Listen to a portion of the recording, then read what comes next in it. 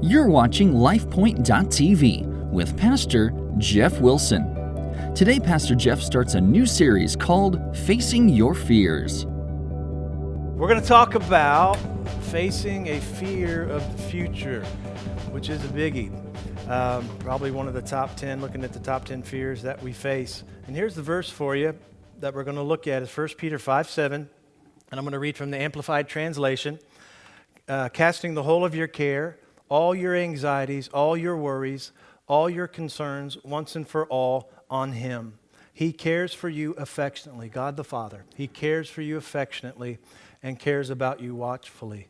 The thing about worry is it's connected to fear. Worry and fear go hand in hand. Studied it for many years, and Fearless was one of our top series that we did many years ago.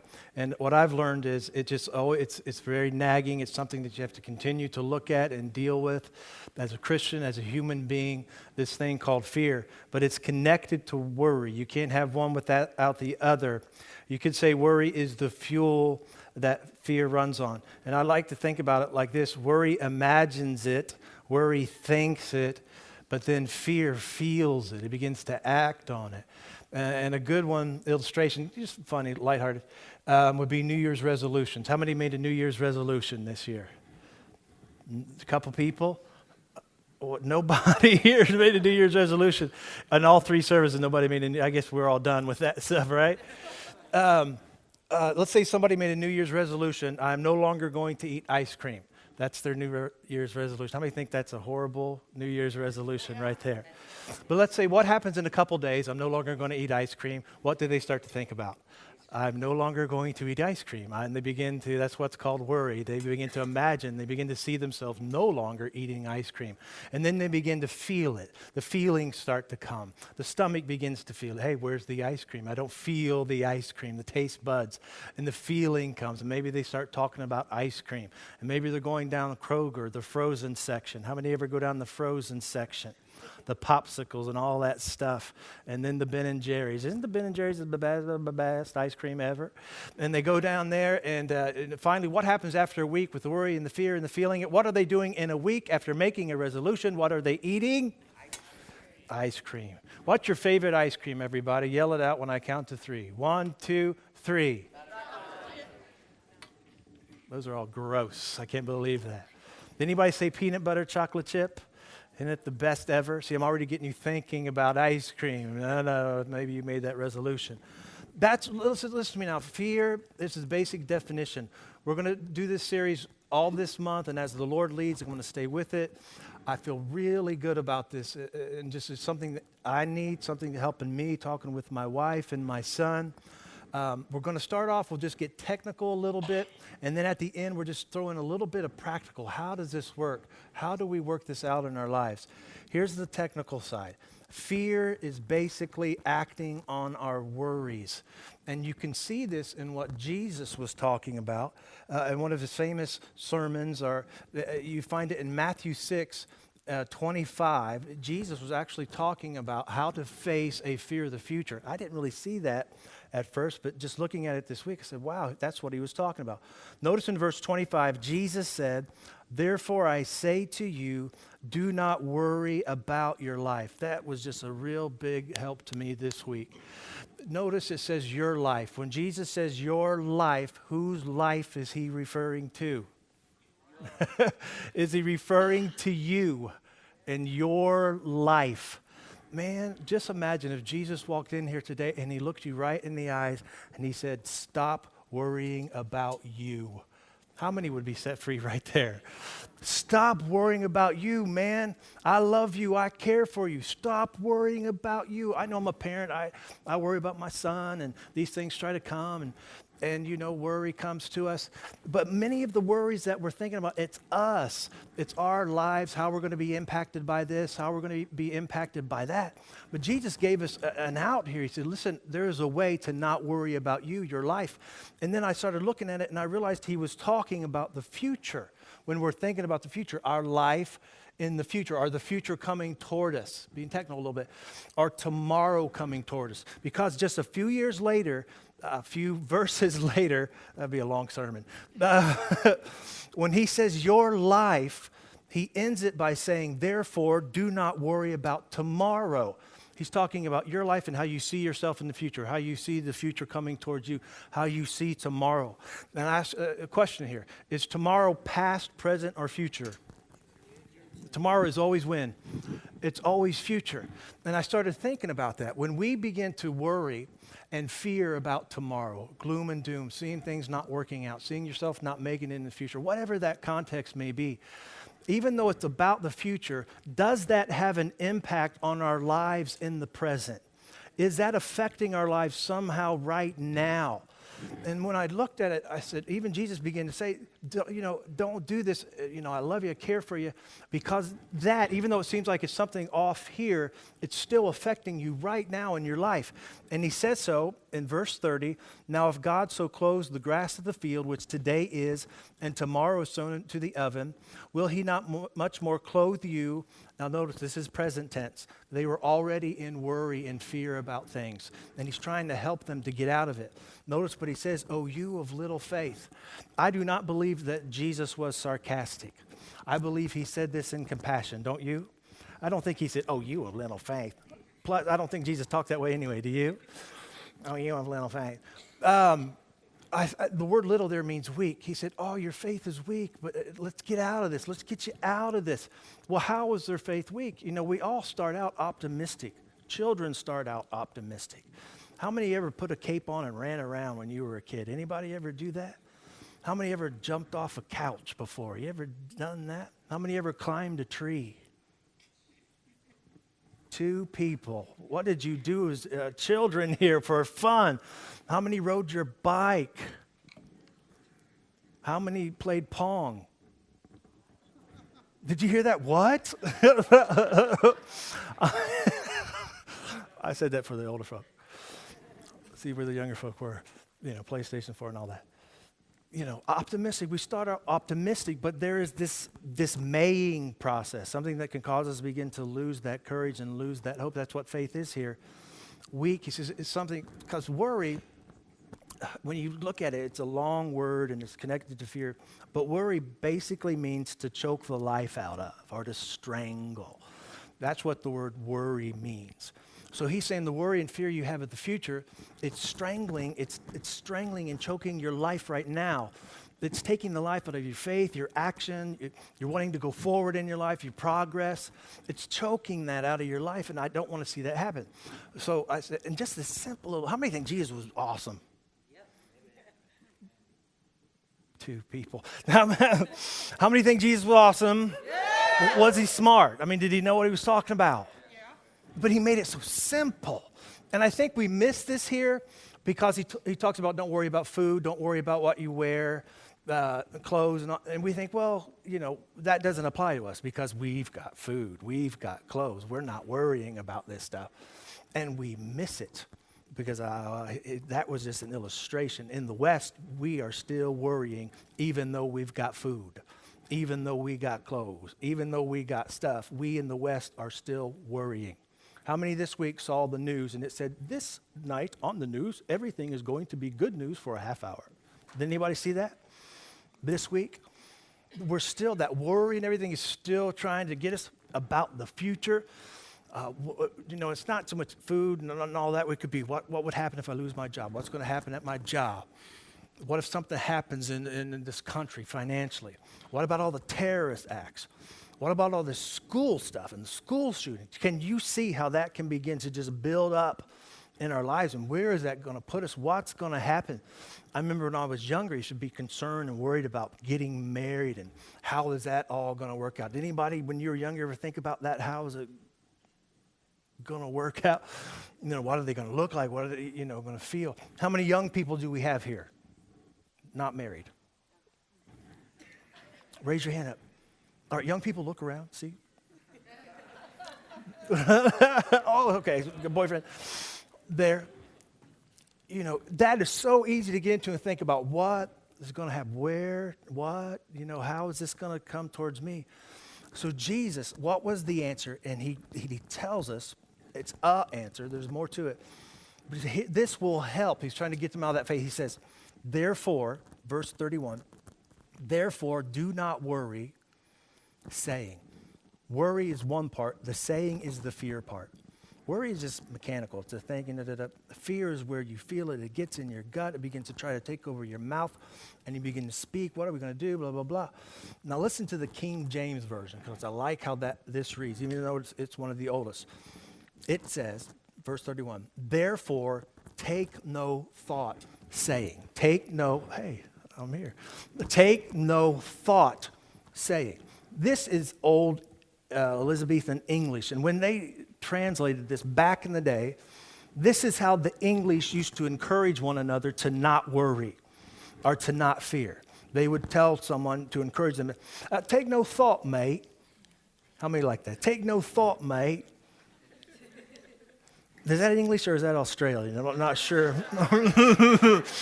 Did I miss it on there? Pretend it's Australian. Take no thought, mate. Well, will you try it? Look at somebody and say, use an accent. Take no thought, mate. That didn't sound very good. Did you do it? Did you try it? How many have a good English accent? Take no thought, mate. What was Jesus saying? Right here. Now think with me. Take not this stuff that's coming at you. Take not means somebody is trying to give you something. You ever walk down a sidewalk, maybe in Vegas or someplace, where they're handing out flyers to try to give to people? You ever notice all the people that try to not take it and try to avoid it? Has anybody ever tried to give you something and you didn't want it? Anybody ever had that before? How many have taken it and smiled? Here's my bike, it don't work, but I want to give it to you, you know. Don't take, and I realized he was talking about when it comes to fear, when it comes to worry, you cannot be passive. There's going to come a time when you're going to have to get up, stand up. You're going to stand up, oh, you're right. That's what he's talking about right here. There's coming a time when you will you're going to have to, he's talking about in the spirit realm. You're going to have to not take it. You're going to have to get a little bit aggressive. Get mad, maybe would be another. Can you believe what Jesus is telling to not take it? And I'll be honest with you. This week, when I was looking at this, reading this, I found myself, I was going, we're not going to take it. Anybody remember that? Horrible song. But I was saying, no, we're not going to take it.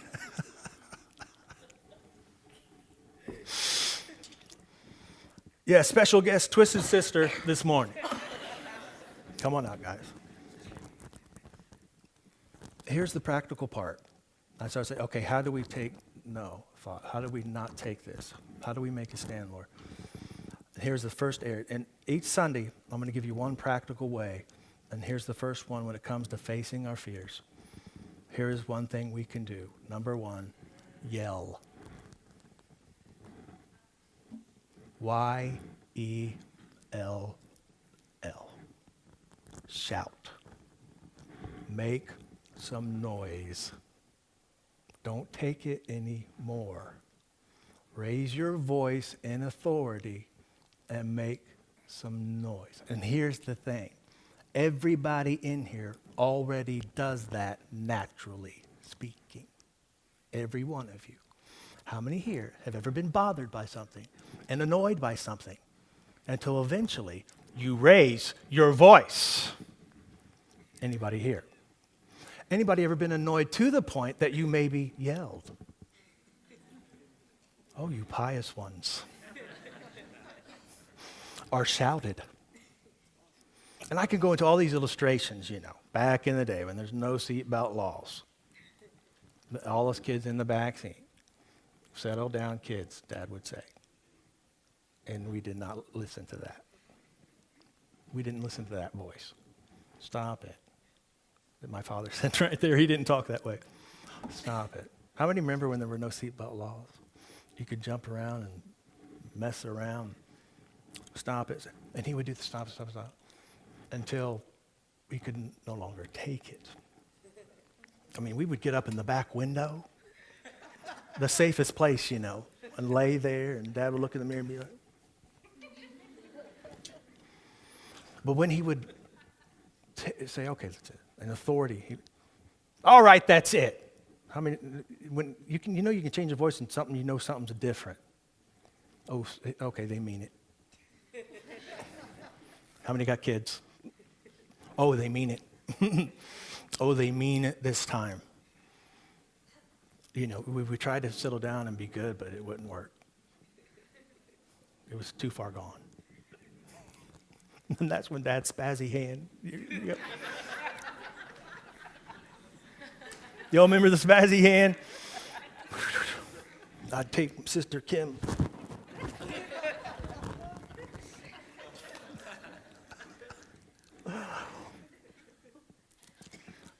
I was like, man, Jesus is so cool. Don't be passive, speak up. There comes a time when you have to make some noise. We have this false image of Jesus. He was so loving, don't get me wrong, but the hippie Jesus is not it. The hippie Jesus, guru, barefoot, flowers in the hair.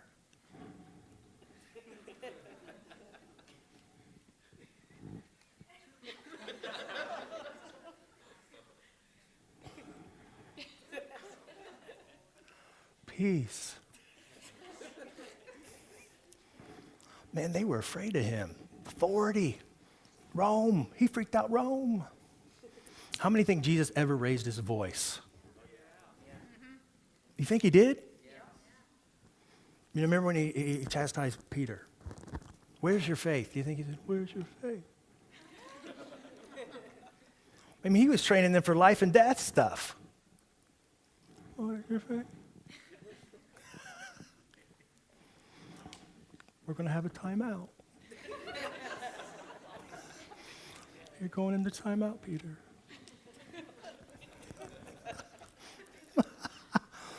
Man, this is life and death. I think, what have you grabbed Peter in his face? Where's your faith? All right, everybody went quiet on that. You know, I came across this article. I said, how did I find this? It said, did Jesus ever shout? And actually, they were talking about U2. Anybody heard of U2? They were talking about the song, I Won't Go Crazy If I Don't Go Crazy Tonight. They were talking about how he's talking about a certain thing about there comes a time when you've got to raise your voice. That's what Bono was talking about. You got to shout at the darkness. What was I going to say? Oh, did Jesus ever shout? And yes, he did. And then I started thinking about, in Thessalonians, it talks about when Jesus returns, he's going to return with a shout. You heard that? Shout. He's going to return, he's going to make some noise when he comes. How many think that being a Christian, a lot of it is about being like Christ? Is that a big goal? With the voice of an archangel, spiritual authority. Pow. How do you think he's going to shout when he's coming? He's going to go,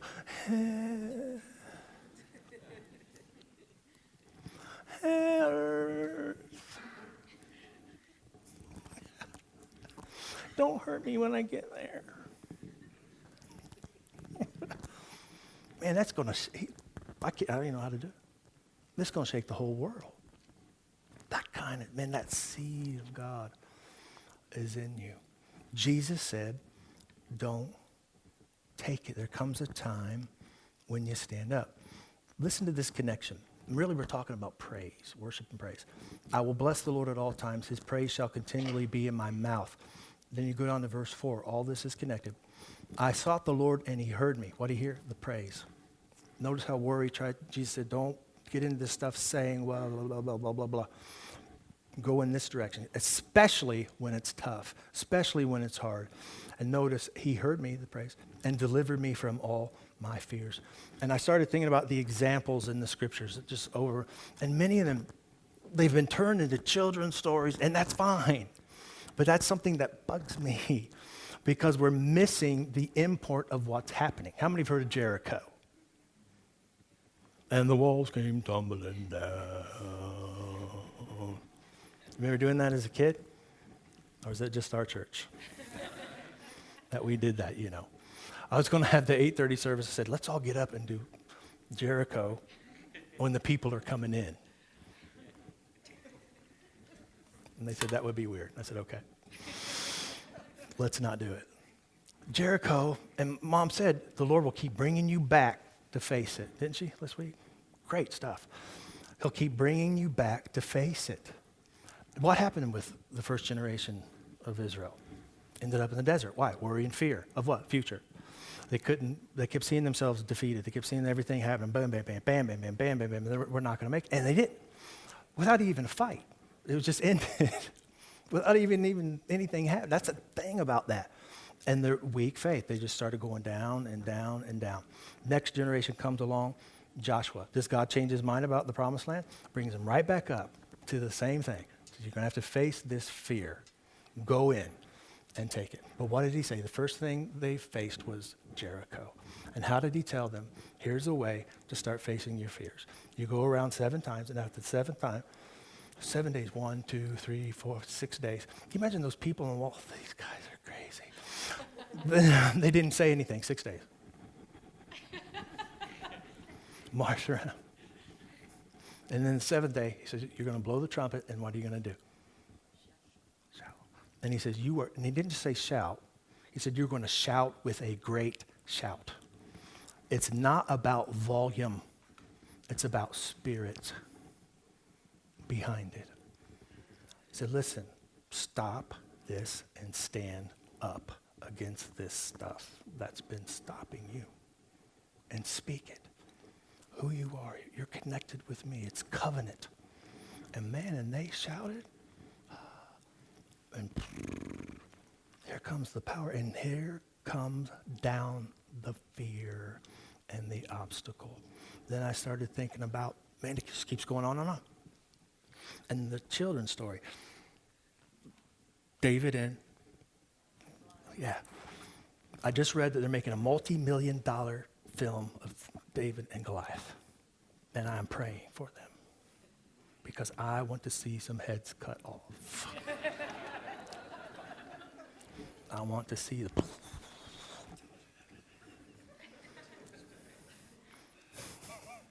Not the children's rating. You go down and you look at it, and I said, Goliath is fear. It's the whole thing. And it's like the Lord told me, instead of saying Goliath or he or whenever it refers to him, say fear. Try it sometime. I just went down there, and fear came out and boasted. And it said when they heard fear, they all got afraid and shook. But here comes along this little redhead teenager who doesn't know any better. And you notice his language is all about, why isn't anybody taking a stand? Get up, stand up. Lord, what's going on? Why is anybody getting up? What's going on there? Stand up. And he didn't. It wasn't even about himself. He just saw the connection, the covenant. And it says, fear yelled. It roared at him, all this stuff. And then it says, in verse somewhere, it's in the Bible. You'll find it.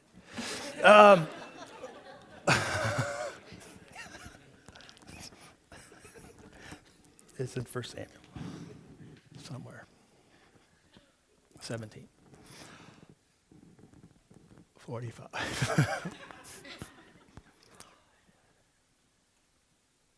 Am I a dog? Fear roared at David.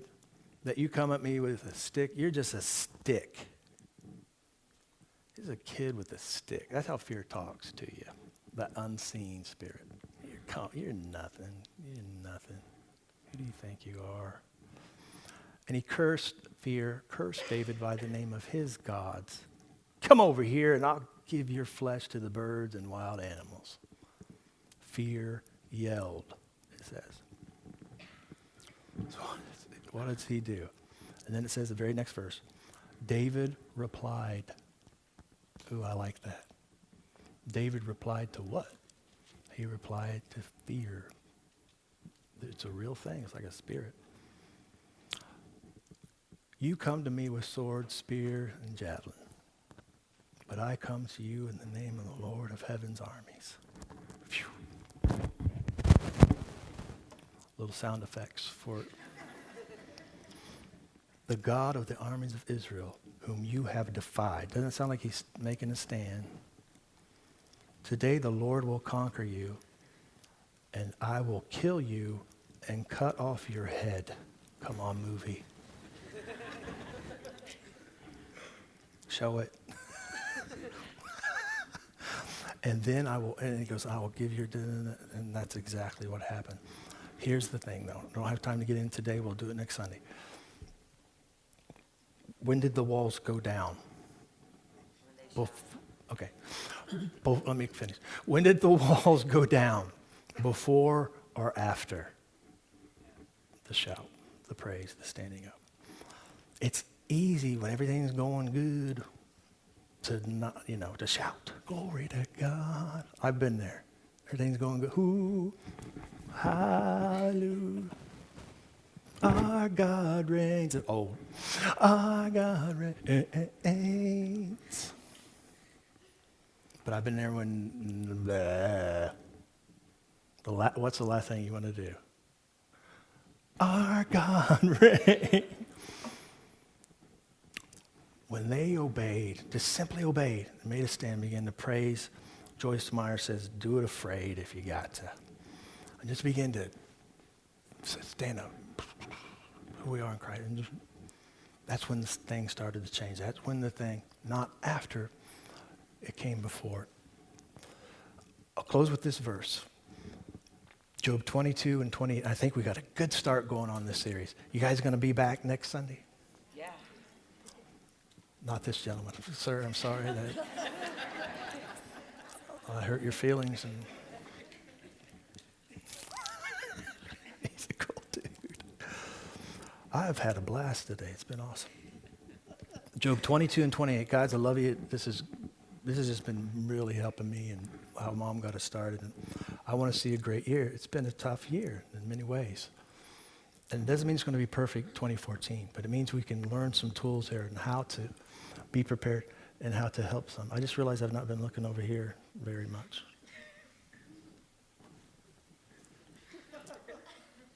How y'all doing? 2 people. All right. Am I embarrassing you guys over here? I noticed this gentleman down here has on a Bengals jersey. Let's pray for him, shall we? Okay, I'm kind of getting off track. Job 22:28. Declare a thing, and it will be established for you.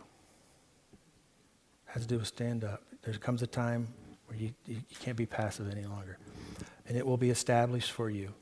So light will shine on your ways. Light will start breaking through and shining on your future, your ways, where you're headed. Next verse, Mom talked about the sons of the prophets. And when they come to cast you down, get on you. But you're going to say, exaltation will come. No, we're going to succeed. God is on my side. Fear, you cannot have control over my life. God has not given me a spirit of fear, but of power and love and of a sound mind, and I've had it. Then he will save the humble person.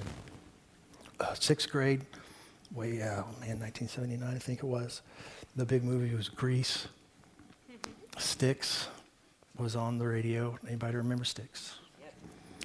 Yep. Woodman Lane, Bingham Avenue.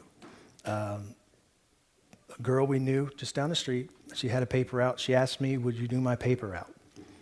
A couple weeks, I think. She was going on vacation. I said, sure, you get extra money. She forgot to tell me about a certain house, White House. I can still see it. It's fading, but I can see it. Went up to deliver the paper, and it had a mail slot, pretty big mail slot. And it said on there, please put paper in mail slot.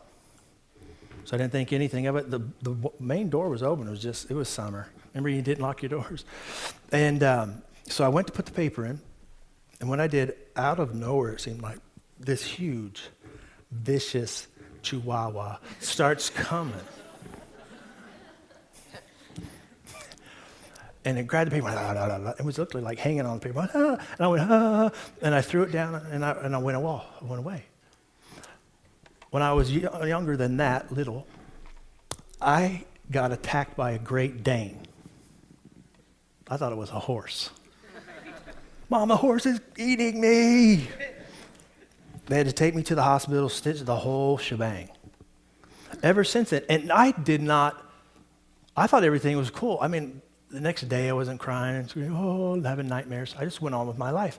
But I noticed I picked up a fear of dogs with that. It just like it went, whoop, jumped in there. And from then, I didn't even know if I got around dogs. My cousin reminded me of it, Mike, this year. He said, remember, he was talking about kid stuff. Oh, I could go into all that. It was funny. He said, remember how you were afraid of our dog? Like, I said, what kind was it? German Shepherd, you know. And so that's why I did that. Isn't that illogical? It was a Chihuahua. Does that make sense? And I'm, Chihuahua.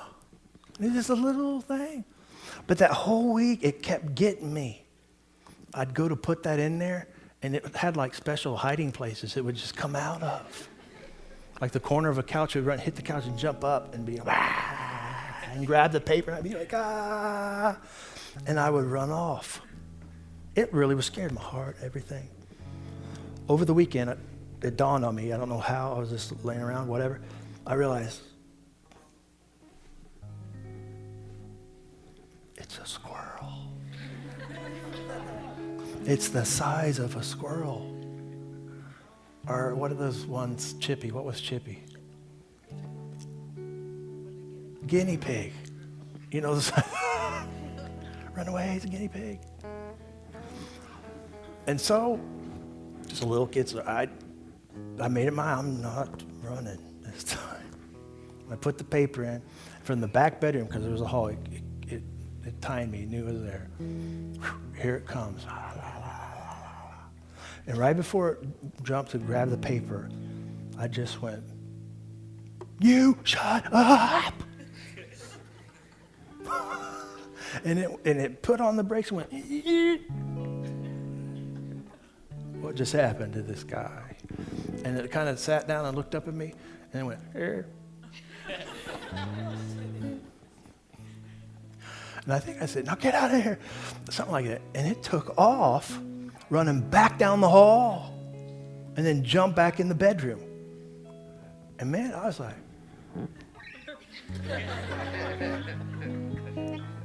that's what I'm talking about. You know, I beat a Chihuahua. And it was, I felt relieved, like I'm free at last. I'm free at last. And I remember when I was walking away, I heard this from the distance, way back in the bedroom, I heard this. You're not going to bother me now. Fear, it's not logical. That's why Jesus was saying, don't let this stuff get planted. And he gave us some ways. So we've just gotten started, and we're going to look at different ways, how we can, in the practical, it's just the spirit of it. Take hold of that spirit. So I want you to stand right now. Stand up if you could. And I want you to get on. Try to switch gears and get a little bit aggressive. You're almost done. You're almost out of here. Get a little bit aggressive. I don't know how you do that. Try to get a little bit aggressive. Can you get mean somehow, or just haul off and hit the person in the face next to you? Knock them out, man. Say, I've wanted to do this for so long. All right, just say this with me. Just mouth. 2014 is going to be a great year. One of my best. Fear? Did you hear me? I said 2014 is going to be one of my best. Amen. Thank you for tuning in to LifePoint.tv. We hope you're enjoying our current series, Facing Your Fears. If you'd like to learn more about LifePoint Church, you can download our free app through Google Play or the App Store. You can also find us on Facebook, Twitter, Vimeo, YouTube, Roku, or of course at our website, LifePoint.tv. We hope to see you next time.